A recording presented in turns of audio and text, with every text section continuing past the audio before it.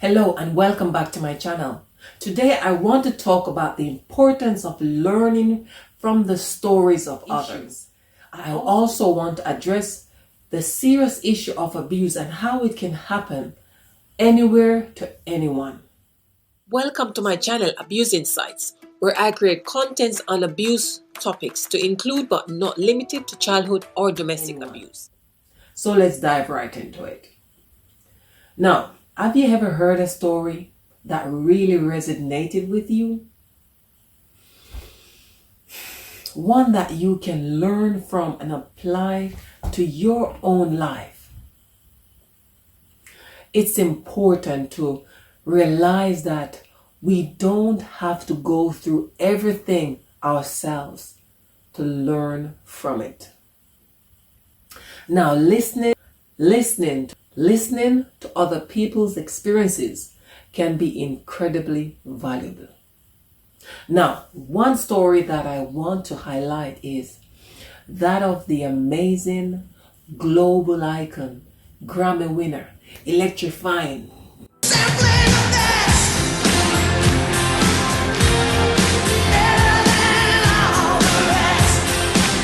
You get it, the late Tina Turner. Now, many times you see people, famous or not, you think you know them or their life situation, but we don't. On the other hand, a lot of us think that because someone is famous, wealthy, living the life we can only imagine, abuse has no place in their world. Wrong again. I hope by sharing this story, at least one person will take strength and gain the courage to leave the abusive situation that he or she is currently in. Now, domestic abuse. Domestic abuse happens in most relationships. Some can be worse than others. Queen Africa, she said, "What matters is how you deal with it and how you come out of it." Let's look at the life of Tina Turner. The life and career of Tina Turner. Tina Turner was born in Nutbush, Tennessee, and grew up with strict religious grandparents. Her elder sister were separated when her parents moved to work in a munitions factory, which caused Tina to live with her grandparents. Sadly for Tina, her mother moved out when she was just 11 years old.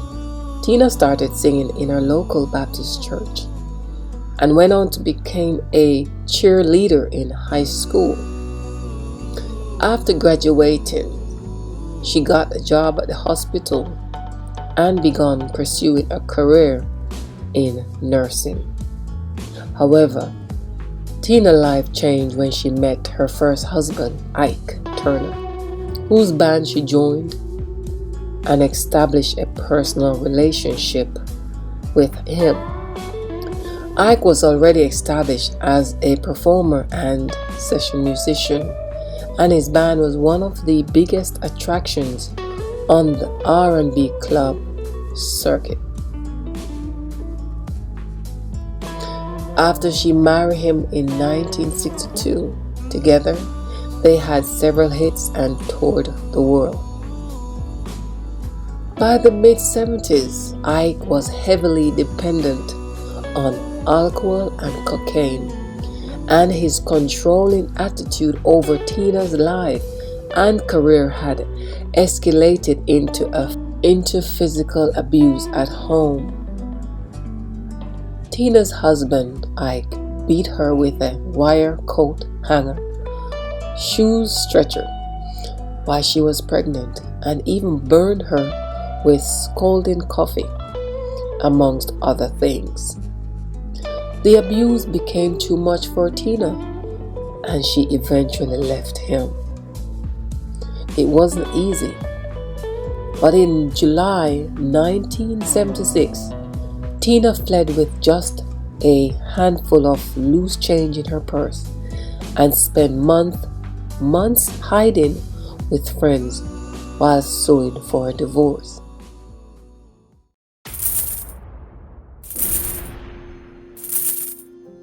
Freedom Day, there it was. That's when I took my leave. Yeah, it was fantastic. It was scary. It was my goodness. I guess I'll never be able to stop talking about it.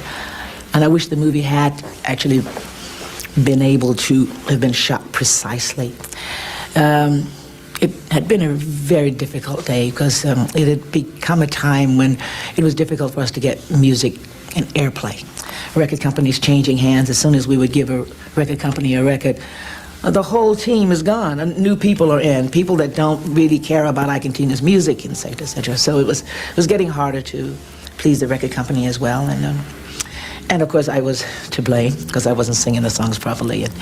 And Ike would always stay in the recording studio 5 days or something without sleeping. And so, I mean, everything changed after, you don't get your rest. And so he was extremely irritable. And just for no reason, he started being unkind on the plane.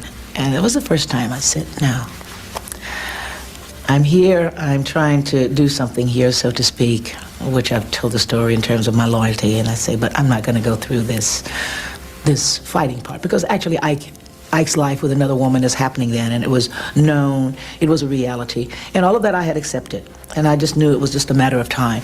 But then I had gotten to the stage where, well, no more fighting me now, this other situation is happening, and he couldn't get that, because some way I would say I think he felt that I still loved him, or I was still connected to him because of my loyalty. But that particular day, it was just one of those days that I was wearing a white Yves Saint Laurent suit and I wasn't in the mood for fighting. That's true. And I was holding some chocolates and waiting for him to eat because we schlepping this food. I mean, it's ridiculous what went on there. We were schlepping this food around waiting for Ike to want it, and it better be there if he wanted it or he was a king. So I'm sitting there all done up holding these chocolates, and I went, oh, it had melted, and I wasn't aware of it, and I went, oh, yuck. Just for that, he attacked me. I mean, that was like, for me, it was like, and it's not about the chocolates, it's just his rage against me and a lot of other stuff. And so at that moment, I felt, well, this is it. But it didn't surface until actually the violence got a bit worse when we arrived. It went on the plane, it was all kinds of little annoyances on the plane. And when we arrived, we got in the car, and it was, I think it's one of these days where he leaped over the counter to get to one of the agents and something. Yeah, it was a terrible day. One of those days, stay away from Mike. He was really tired. And so we got in the car, and it was that thing that gets things started. You know, you're messing with me, and you never grow tired, et cetera, et cetera. And well, there was nothing to say. So there's nothing to say because I hadn't done anything. I just held chocolates in my hand and it was melted. I had nowhere to wash my hands. And so, yeah, the fight started. I felt good fighting back because I really hadn't done anything. Okay with the singing, maybe I'm not singing it because I'm not going to tell him I don't like the song, but about this type of thing, it was no. And then also it was just about not accepting it anymore, not accepting someone to hit me anymore about such things when I had actually sat down and talked to him about that arrangement. Like, I'm here, that's happening, but no more fighting. And so I fought back with as much as I felt good about it. I felt, even though I was getting the worst of it, but I felt good that I actually got one every now and then. I have that sense of humor within all the pain. Sometimes something still comes through with it, And I didn't really care that I was all swollen and crazy because I knew then that was the last time. And so we walked into the hotel, and he needed to sleep. He was exhausted. And I was just like, I'm sure what the movie said, I was being the servant. Can I get some food for you? No. And he's literally falling asleep. So he went in to lay down because we were going on in a good hour. I don't know what I was going to do with such a face because it was beyond, it was monstrous-like. And I think he was trying to think of a way to cancel it some kind of way, but he just wasn't thinking clearly. And so he was asleep, finally, and I was sitting there thinking, my heart was in my ears, boom, boom, because I didn't know that when I walked out of the room, I could have run into some of his people, but then there was something there that I didn't really care. It was just about leaving at that moment, and something was exciting about it as well. So I just grabbed my bag, and I put some little cap on my head because it was so swollen that it was beyond wearing a hairpiece or anything. And I started to walk. It was like a movie, but the walking became trotting and then running. Hotel I didn't know, the Hilton in Dallas. It was brand new. And I ended up in the back, all the trash cans and rubbish. And I sat there, just really like sometimes in the movies, because I had gotten out of the hotel. And I was really quite frightened because, no one had seen me. Well, then I needed to know how to get across the freeway. That looked really big. You ever stood on the freeway? Freeways are awful with big trucks passing. And I was still, but then I no longer became frightened of bike. I was afraid of the trucks and trying to get to the next road. And I did. I managed to get through the grass, over the freeway, and into the next hotel, and just literally walked in. And all my confidence came. I literally asked for the manager. And this southern man with a red face that I didn't feel I was going to do anything. But some kind of way he got the message of what was happening and gave me a room. And then I started to think. But I was in pain for a while. I mean, it really was painful. And my suit was full of blood. Well, so I washed the suit. I prepared to leave. I rang a few of his friends and realized immediately that was the wrong move, that I had best try to find a way outside of Ike's people because I didn't really have any friends. And I rang an attorney that represented Ike, but I knew he always knew something was going on. And he made arrangements with some people to come to the hotel to take me to the airport. And on the plane, I was all right. Didn't know what I was going to do. That felt awkward. I was worried about my kids and all. And then got there. Again, I started to run because Ike was really good at thinking once he's awake.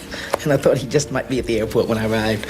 So thinking ahead, I just decided, okay, if that happens, I'm just going to scream and yell because I'm not going back. That was the decision. And I didn't. A lot of people thought that Tina Turner was history. She told German Vogue. They only knew Ike and Tina Turner and didn't understand what was going on. Isn't that the case when you find the courage to break free from a toxic relationship, be it personal or professional? The only expectation for you is to fail because without an individual or certain support, you're nothing, you can't make it. Haha. Tina proved them otherwise. After her divorce, she embarked on a successful solo career. Her 1983 hit, Let's Stay Together. Let's Stay Together was the beginning of a career revival. An album, Private Dancer, recorded in London, produced several hits, several chart hits, and a major world tour. It didn't stop there. She was back on screen 2 years later as Auntie Entity in Mad Max, Beyond Thunderdome, and contributed to songs on the film's soundtrack, including the theme song, We Don't Need Another Hero. We don't need another hero. Hit followed hit, and she played to sell out tours throughout the 1980s. That's how you do it. Success continued through the following decade, including a recording of Golden Eye, the theme song for the first James Bond film. Tina became a feminist icon and continued to perform well into her 70s.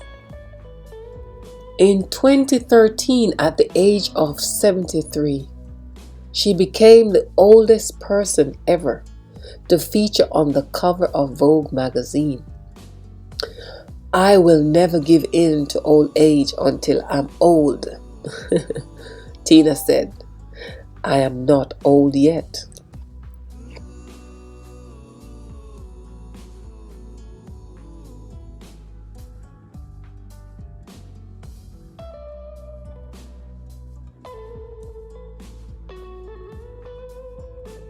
In 2020, she released an updated version of What's Love Got to Do? Got to do with it. What's Love Got to Do with It? It entered the UK Top 40, making her the first artist to achieve the feature in 7 separate decades. Wow. This deserves a wow. A candy. Wow, wow. Isn't this amazing? After they expected nothing but failure from her. Let's read on some more. Before she died, Tina Turner found herself the subject of a musical in London's West End that told the story of her incredible life.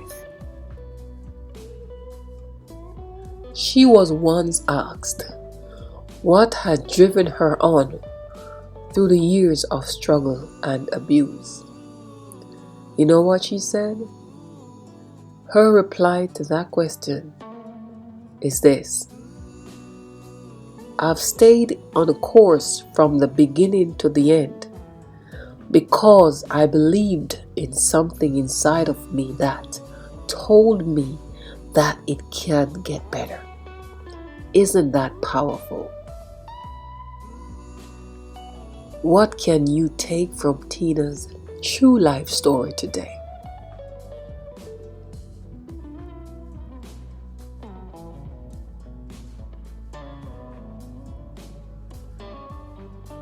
Don't stay in that relationship if you are being abused. Leave it all behind and start again.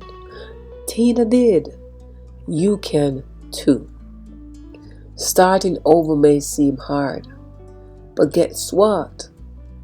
Staying is worst. When Tina decided today was the last day I will allow this man to put his hands on me, she didn't know how she was going to make it, because she was always doing as told by her abusive husband. But look what happened after she left.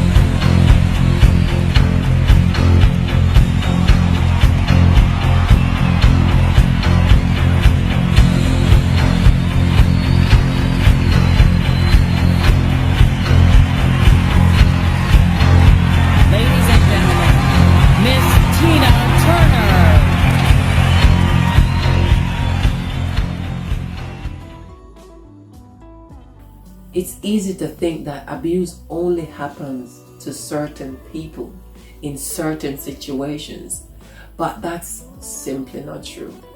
Abuse can happen to anyone, anywhere, regardless of their gender, age, or social status. It's important to be aware.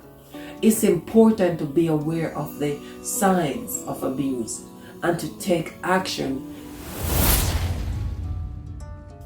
Many are in an abusive relationship for a number of years, believing that there is no hope. Some are trapped in what is called trauma bonding, afraid to leave because the victims are made to feel like they cannot make it in life without their abusers. Let me explain trauma bonding. Trauma bonding is the attachment an abused person feels for their abuser. The bond is created between the abuser and the abused person due to a cycle of abuse and positive reinforcement. Make no sense? Well, after each circumstance of abuse, the abuser professes to love, regret, and otherwise tries to make the relationship feel safe and needed for the abused person. Make sense now? Trauma bonding is one of the reasons that make leaving an abusive situation feel confusing and overwhelming.